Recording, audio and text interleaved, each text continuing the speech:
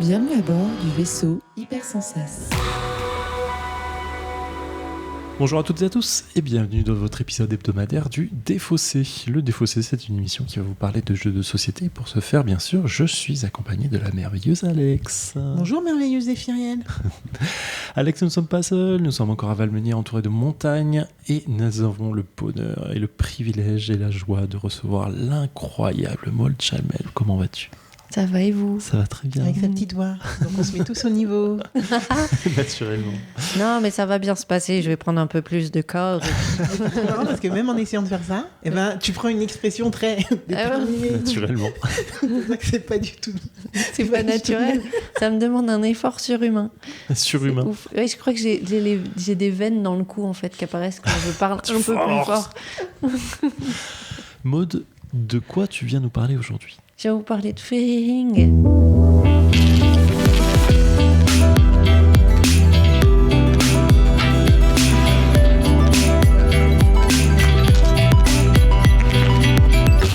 Donc dans le Défaussé, nous allons parler de Fairy Ring. Ça va se passer en 3 parties. Dans une première partie, Maud va nous présenter rapidement le jeu, de quoi qu'est-ce. Dans une seconde partie, nous allons y jouer. Dans une troisième partie, nous allons revenir débriefer le jeu. Et comme Maud l'a très bien dit, Fairy Ring, c'est un jeu de Laurence Grenier et de Fabien Tanguy, de 2 à 4 joueurs pour 8 ans et plus, pour des parties de 40 minutes, édité chez Repoprod. Voilà. Et je viens de me souvenir que j'ai rencontré Laurence Grenier sans faire exprès en tant que jury à Parthenay il y a le mois dernier. Et elle avait un prototype sélectionné. Trop bien. Du coup, j'ai pu... on s'était pas du tout calculé ni l'une ni l'autre. Et c'est je sais plus qui m'a dit, tu sais, ça c'est Laurence Grenier qui a fait Fairy Ring. Je fais, mais non, mais c'est pas vrai. Mais attends, tu l'avais jamais rencontré ? Non. Waouh. Bah ça c'est dans le milieu de l'île. Enfin nous en tant qu'illustratrice, en fait, on rencontre très peu les auteurs. Ah ouais ? Ouais. Très peu de contacts. Ok. Ouais. On fait des parties avec les éditeurs, mais sinon on discute très peu. Énorme. Est-ce que Laurence Grenier a un lien avec les Greux Games ? Ou le grenier Parce qu'il y a unique. Ou le Grenier. J'allais faire la blague, je l'ai évité. Je ne crois pas. Il faudrait lui demander. Ok, qu'est-ce que donc Fairy Ring ? Quel type de jeu c'est Fairy Ring, c'est drôle parce que c'est un jeu donc Repoprod et belge et à chaque fois j'ai envie de le dire avec l'accent belge. C'est Fairy Ring et je trouve ça drôle.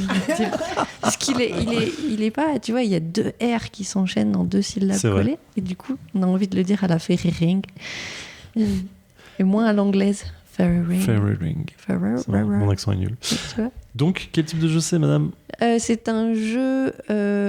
comment on peut appeler ça ? Parce que je ne m'y connais pas spécialement en jeu, en fait, finalement. Bah, c'est pas un la jeu mécanique et déjà. puis on va voir ça ensemble. Ouais. C'est un jeu où on va incarner des petites fées qui vont se déplacer d'espace en espace chez les adversaires, parce que nous faisons une course circulaire dans laquelle nous allons faire monter un village de champignons. Et dans ce village, on a des champignons qui rapportent des points selon si on tombe sur le champignon de ton adversaire ou le tien, ou si tes adversaires tombent chez toi, et ben ça va donner des points à toi et aux autres. Ça va pas en retirer. C'est pas si chaotique, mais c'est très agréable à jouer. Et donc, c'est une espèce de course circulaire. Et parallèlement, on fait monter des champignons et des villages de champignons. Du coup, on va voir chacun notre village, c'est ça ? Et composé de tuiles, j'imagine ? Oui, Ouais. non, 2 cartes. D'accord. Ah, des cartes, ok. Et j'imagine que sur ces cartes, il va y avoir des choses assez sympas à aller picorer pour les petites fées ? Tout à fait. Tout à fait, il y a des points selon si tu t'arrêtes aux champignons de la source, tu te ressources, donc tu donnes des points à celui qui a sur lequel ta fée s'est arrêtée. Et puis tu as un belvédère, j'ai pas les cartes sous les yeux, mais voilà, tu as plein de types de champignons différents. Et ça, dans mon souvenir aussi, ça joue en fonction des saisons. D'accord. Ok. Donc il y a différentes phases de jeu. Qui fait que c'est pas les mêmes, t'auras pas les mêmes points ou t'as pas les mêmes enjeux. Enfin, le jeu évolue en fonction des saisons. Ok, donc des fois, à des endroits, ça sera plus sympa d'y aller en hiver plutôt que retourner en été. Voilà, ou des c'est trucs comme ça. Ok. Mais T'as 3 saisons du coup. Est-ce qu'on joue les fées aussi ou les fées sont automatiques ? Chacun a sa fée. Ah, d'accord. Donc on construit notre propre village et on déplace notre fée pour aller Ouais. picorer chez les autres. D'accord. C'est ça. On a un moyen d'empêcher les gens de venir chez nous? Non, pas du tout. Je sais pas. Là, j'essaie Aucun. de transformer le truc en un jeu de guerre et tout, je sais pas. Ok. Tu fais des murailles. Tu fais des blocus. En fait, par exemple, si t'as sur ton terrain, t'as un champignon belvédère et que un adversaire a aussi un champignon belvédère, et ben et si tu t'arrêtes sur le belvédère de ton voisin, lui, ça va lui donner des points et toi aussi. Ah, Non, d'accord. et pas toi, Ah, non, d'accord. que lui. Ok. Voilà. D'accord. Faudrait que je revoie les. Est-ce que Oui. tu peux aller chez toi aussi? Oui, bien te sûr. donner des Chez points toi, ça te donne des points. Ok, donc vaut mieux Ok. aller chez soi en fait. On n'a pas du tout envie d'aller Oui, chez les oui, voisins. oui, Ok, c'est ok. ça. Et les cartes, tu les poses comment? T'as des ressources? T'as un nombre de cartes Alors, à à poser chaque tour de jeu, tu poses. Chacun pose une carte qu'elle va préparer face cachée. Ouais. Et ensuite va la retourner. Et chacun son tour, donc la retourner et activer le nombre de déplacements indiqués sur la carte D'accord. pour faire avancer sa fée sur chaque champignon posé. Ah, donc, Donc, au tu début, on n'a construis pas. ton village en même temps que faire avancer ta fée, c'est la Ouais. même action en fait. C'est Ok, ça. d'accord. Ok. Stylé. Qu'est-ce qui signale la fin de la partie du coup? Donc la fin de partie, c'est quand on termine d'utiliser toutes les cartes champignons D'accord. et on compte nos points. Enfin, on compte nos points. Les points, on les compte au fur et à mesure sur Ouais. une petite roue cachée de tous. Et c'est celui qui a le plus de points qui gagne. Ok. Tous les points qu'on aura gagnés au fil des champignons qu'on aura croisés dans notre cercle de fées. Ok. Bon, bah, ça me semble plutôt clair, Oui.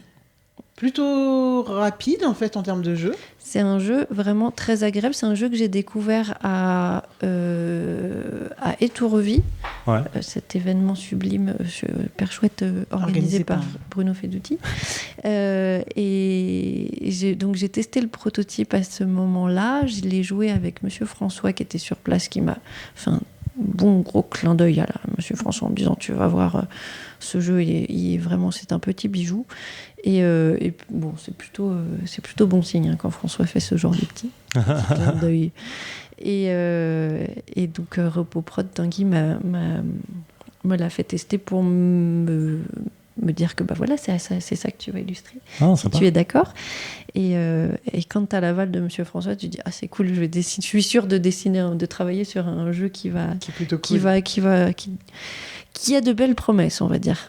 Pas vendre l'ours, mais oui, on a plein de bons retours sur ce jeu et les gens sont autant contents de l'aspect visuel que de l'aspect mécanique et ça fait vraiment plaisir. Ok, trop bien. Je ne peux qu'imaginer. Bah, écoute. Et les jetons, moi c'est la qualité des jetons, je suis pas du tout pro J'avoue, je plastique. suis en train de les voir depuis tout à Ouais. l'heure. Les jetons, je suis trop contente de ce qu'ils ont fait, c'est vraiment chouette. Ça a l'air stylé. J'ai Ouais. hâte d'avoir le matériel en main en fait, parce que là, on a vite fait la boîte ouverte et donc ça nous tease un peu, mais j'ai hâte de voir tout ça. Et bien sûr, on mettra des photos partout. Bien sûr. Et je voulais faire un grand bravo aussi aux choix éditoriaux du système de rangement intérieur qui n'est plus en plastique thermoformé. Ah oui. Ça m'énervait un peu. C'est quoi, c'est un carton?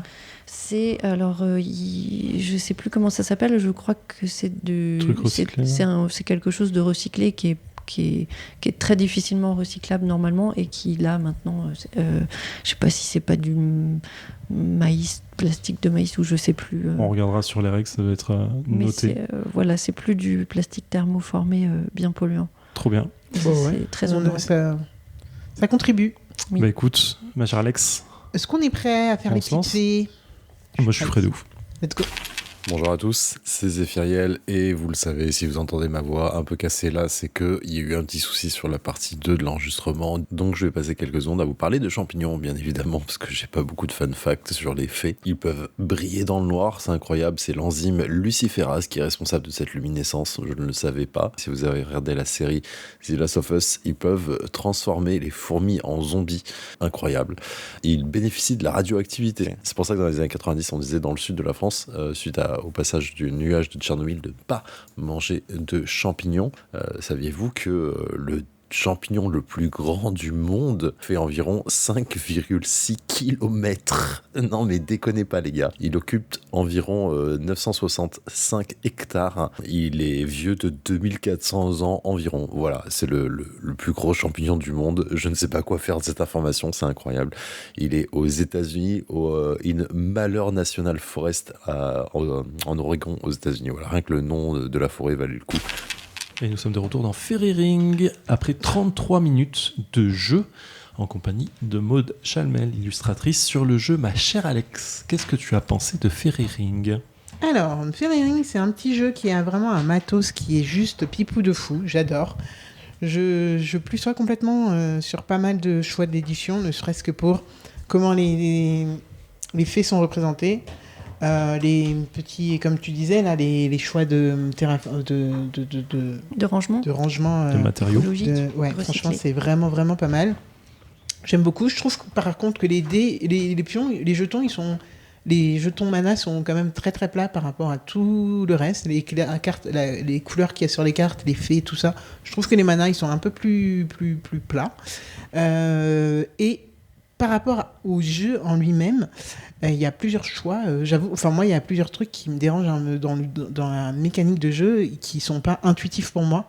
Et notamment la manière de ranger ses cartes après les avoir jouées au lieu de les passer directement, comme dans la plupart des jeux des drafts, dans tous les jeux de draft que je connais d'ailleurs. Et aussi, en fait, j'avais un mal fou à suivre mon perso, et heureusement que tu disais plusieurs fois regardez bien où vous êtes, et ça n'a pas loupé quand même. Je me suis bien trompée. C'est ça. Naturellement, en fait, on a tendance à avoir le réflexe de prendre la fée qui est devant nous, sur notre terrain, alors qu'en fait, elle est ailleurs. C'est con, hein. C'est vraiment con. Et pourtant, notre couleur est identifiable, mais... Non, du coup, c'est vrai que moi, j'ai eu un petit problème de lecture par rapport à mon jeton et un problème de dynamique. Donc, je jouais pas comme il fallait jouer. Enfin, d'un seul, je vous ai dit direct, moi, je joue pas avec mon petit emplacement. Je pense que c'est pas très grave. Du moment qu'on sait où sont mes cartes, c'est OK. Donc voilà, c'est un familial qui est très très mignon. Je me vois bien l'acheter pour mes neveux et nièces. Après, moi-même, je suis pas du tout à cible. Clairement, on va pas se mentir, je suis pas du tout à cible. Mais ça me dérangerait pas d'y jouer avec mes neveux et nièces et en mode famille vraiment, au sens premier. Enfin, premier, je sais pas si c'est le sens premier, mais avec des enfants, des enfants et des gens un peu plus adultes autour de la table. J'ai pris un certain plaisir à la manipulation de l'ensemble, mais pour moi, il y a un petit problème de lisibilité et de logique dans certains trucs, donc moins. Par contre, je trouve ça ultra intéressant, cette dynamique de devoir calculer ou anticiper ce que vont faire les autres. Parce qu'au début, quand tu as dit, on doit anticiper, savoir... les autres vont placer des cartes et on doit essayer de comprendre là où ils vont aller, ce qu'ils vont poser. Au début, je comprenais pas parce que pour moi, dans tous les cas, en fait, on faisait pas grandir des champignons. Dans tous les cas, on en rajoutait. J'étais là, il suffit de savoir combien de diamants on joue. Et très vite, en fait, c'est pas du tout ce qui s'est passé. Plus, il y a quand même quelques tricks sur les cartes, dont le passage de douane, comme tu appelais ça, un moment qui fait qu'en fait, on peut quand même, si on monte ce passage de douane très très fort, en fait, on peut engranger des points assez facilement, vu que dans tous les cas, les gens vont être obligés de passer par chez nous, à un moment ou à un autre. On peut aussi anticiper que les autres vont plus s'arrêter chez nous avant un certain nombre de tours, parce que tout simplement, s'ils viennent de passer juste chez nous, il y a une chance qu'ils mettent au moins 2 ou 3 tours, 1 ou 2 tours à revenir. Je sais pas si c'est très clair ce que je suis en train de dire pour les auditeuristes, mais vous avez joué, donc vous me dites oui, mais en tout cas, les faits vont pas... Au début, je pensais que c'était ultra simple, quand tu nous as expliqué les règles, de faire repasser les gens obligatoirement chez nous, en fait. Mais en fait, pas du tout, c'est même une galère. Par contre, composer avec les actions des autres et savoir que si on s'arrête chez les autres à certains endroits, ça nous rapporte des points, tout est super clair et calculable. Seul bémol, c'est bien sûr ce passage de douane qui, si on s'arrête pile dessus ou si on s'arrête chez les autres, dans tous les cas, c'est pas des points pour nous, quoi.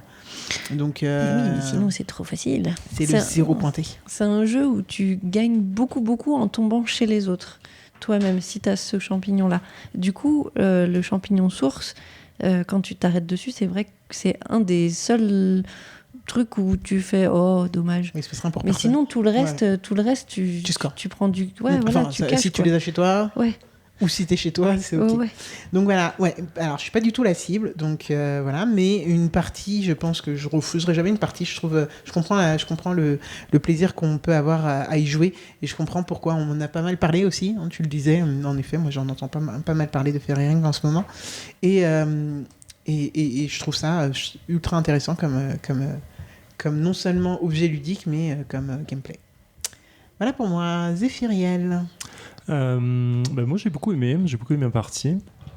J'ai eu un petit problème de compréhension sur justement comment tu scorais. Moi j'étais vraiment à l'inverse du truc. Je pense que je me suis gouré peut-être une fois ou deux sur la partie en pensant que je scorais correctement quand je tombais chez les autres, et c'est un truc qui m'a, je sais pas pourquoi j'ai pas réussi à le comprendre naturellement, alors que c'était assez clair pourtant. Moi je le trouve assez intéressant tactiquement en vrai, parce que effectivement quand tu comprends cette génération de champignons de source, donc ceux que tu mets chez toi, enfin source que j'entends, pas la carte source, mais les champignons que tu mets chez toi, que tu vas essayer de développer pour pouvoir scorer quand tu tombes chez les autres. En vrai tu peux avoir plusieurs petites stratégies de soit tu étales le maximum de champignons pour ralentir les gens et les forcer à rester le plus de temps chez toi, parce qu'ils vont quand même devoir se déplacer, même sur la phase 2 tu te déplaces quand même beaucoup plus rapidement. Soit tu peux maximiser tes propres champignons, c'est-à-dire les faire monter le plus possible de façon à que ce soit plus scoré encore. Et j'imagine qu'il y a un double effet à calculer là-dessus qui peut être assez intéressant. J'aime bien la méthode de draft. Moi, j'aime bien cet endroit où tu dois poser tes cartes, parce que j'ai l'impression que dans le draft, on se gourre toujours à un moment de savoir où sont les bonnes cartes et qui s'est trompé dans le lot. Mais c'est vrai que sur un petit jeu comme ça, tu as peut-être moins de risques. Je pense que pour un public familial, c'est plus simple à cadrer. Après, c'est simple, c'est intuitif. Je pense qu'au bout du premier tour de jeu, on avait compris comment ça allait se passer et comment t'allais...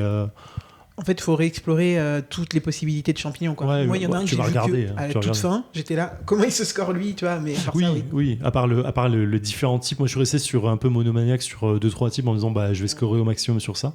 Notamment la source, qui je pense m'a fait au moins un tiers de mes points au bout d'un moment, un tiers de ma mana entière.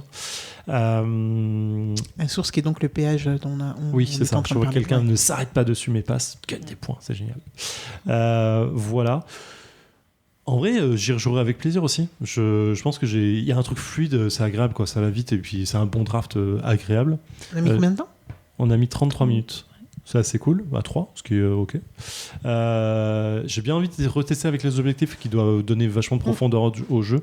Je suis toujours un peu sceptique sur mettons les objectifs quand vous connaissez le jeu. Là, c'est un jeu simple, je pense qu'on aurait pu jouer avec assez facilement, mais ça aurait rajouté du temps de réflexion, effectivement, peut-être. Mais voilà, très bon jeu, très beau, évidemment. Je le dis pas parce que tu es là, mais je le pense sincèrement. Les dos de cartes, je l'ai remarqué pendant le jeu, mais les dos de cartes sont de plus en plus remplis de champignons lorsqu'on passe à la phase 0 à la phase 2, parce qu'on construit notre village. C'est trop mignon. Et voilà, pour mon avis sur Fairy Ring. Qu'est-ce que tu as pensé de la partie mode ? Moi, du jeu en général. J'aime toujours ce jeu très familial, effectivement. J'ai toujours plaisir à y jouer, même pas en famille, avec des potes du même âge que moi, ça me dérange pas.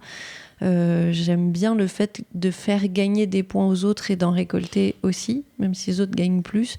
Le fait d'anticiper, le fait de foirer parfois l'anticipation parce que l'autre a mis un champignon en plus. J'aime bien le fait que les scores soient cachés, parce qu'on a une petite roulette pour faire monter tous les 20 points, on monte d'un cran. Et cette petite roulette est cachée. C'est assez intéressant. J'ai illustré un plateau à la base qui était censé un plateau de scoring où là pour le coup on se tirait la bourre et on déplaçait nos petits jetons sur la mare au canard, ou je sais plus comment, je crois que c'était de l'herbe avec des petits cailloux, et j'avais adoré bosser, j'avais adoré ce board en fait. J'ai adoré travailler dessus, j'aimais bien le rendu, on a pas mal tergiversé dessus pour qu'au final on soit à score caché. Je préférais le mode où on se tirait la bourre à la vue de tous, parce qu'il y avait vraiment un espèce de challenge. Vas-y, je vais te ken. mais cette petite roulette est pas désagréable à manipuler. Ça fait un objet fini chouette, et puis le coup du score caché, ça fait qu'on a la surprise à la fin de se dire eh ben voilà, je t'ai ken et les chais, et voilà. Ça a quand même généré une surprise chez moi parce que je pensais que vous étiez bien plus loin que moi. Ouais. Donc j'ai pas capté trop. Bah dans la deuxième phase du jeu, c'est vrai que ça monte beaucoup plus vite, et du coup on score. Là je suis en train de gagner en fait, et en fait non. Parce que là, Zef gagne à 1 point et nous deux on est à 8. Ouais. Ça m'a étonné quand même. J'ai pas compris forcément le. En fait, sur la deuxième, j'avais l'impression que vous marquez quasi un point à chaque fois que vous jouiez. Ouais. Quasi. Et j'avais l'impression que moi aussi, mais sur la première partie du jeu, sur la première phase, j'ai marqué beaucoup de points. Je suis arrivé à 3 ou 4 assez carrément. facilement. Et sur la deuxième phase, j'ai l'impression de. J'ai pas l'impression de marquer beaucoup. Alors, soit j'ai loupé des trucs, soit j'ai des trucs, mais bon, c'est pas grave, hein. Quoi qu'il arrive, j'ai gagné. Mais je suis pas. Je sais pas. En vrai, le score caché, le score visible, je me rends pas compte. J'ai pas testé les deux. Est-ce que ça changerait quelque chose? Dans tous les cas, t'essaies de pas donner des points à l'autre, quoi. Mais... Ouais, t'essayes dans tous les. Enfin, en fait, moi, je trouve que ça brouille la lisibilité pour moi, Ouais. sans avoir un apport en fait. Puisque dans tous les cas, c'est caché, donc. Parce qu'en vrai, tu te bases sur. Ouais, je sais pas. En vrai, quoi qu'il arrive, si je dois choisir, si je dois tomber chez Maud ou chez Alex, j'essaie de me dire à qui je vais donner le moins de mana possible. Et si je dois tomber chez Alex, je me dis où je dois aller pour lui donner le moins de points possible et que pour ça marche. Ouais, mais si tu vois que je suis grave en retard par rapport à Maud, tu vas te dire, je vais peut-être aller chez Alex. Ouais, peut-être. Ça, ouais. Peut-être. Plus mais ça, quoi qu'il arrive, j'avais la sensation que vous étiez facilement au même niveau que moi, quoi. J'avais pas cette sensation d'être devant, quoi. Ah ouais. Ouais. Parce que j'ai eu 2-3 tours où vraiment je gagnais pas et vous gagnez encore des points. Je me dis en fait, à m'en rattraper déjà, là c'est fini.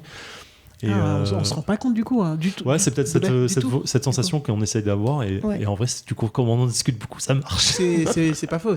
Non, mais c'est intéressant. C'est facilement trichable aussi. Si vous avez des gens dans votre famille qui trichent, c'est vrai que tu peux, au lieu d'augmenter d'un cran, les gens t'augmentes qui de trichent 2. gagnent trichent quoi qu'il arrive s'ils veulent tricher. Oui, c'est ça. C'est pas... Après, plus que de la triche, tu vois, vu les âges, c'est possible aussi qu'il y ait des... Ouais. Enfin, vu les âges, excusez-moi, 8+. Avec des plus jeunes, c'est peut-être plus facile aussi de se tromper. En plus, voilà, regarde, Zef, il fait quoi depuis tout à l'heure? Il s'amuse avec le truc. Tu peux, tu vois, pendant que tu joues, tu peux aussi... ouais, mais pendant que tu joues, tu vois, tu peux... jouer avec et ah merde, je c'est une roue, quoi. T'as envie. C'est comme quand t'as des cartes, t'as envie de les battre, quoi. Enfin, je veux dire, ouais. À un monde de jeu, c'est ce qui s'est passé quand on a fait une partie. En fait, j'étais en train de le... je sais pas ce que j'ai fait. J'étais à... Je crois que je devais être à 2 ou 3.